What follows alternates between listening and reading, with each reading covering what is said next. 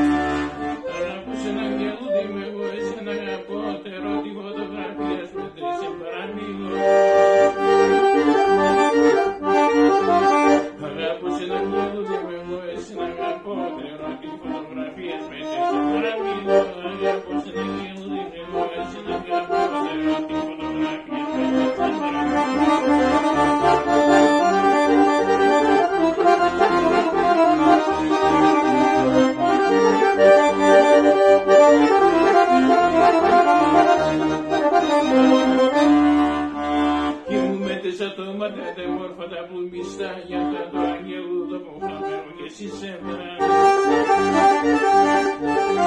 Κοιμούμε τέσσερα το μανέτε μόρφα τα πλουμιστά για το αγγέλου το κοφλαμένο.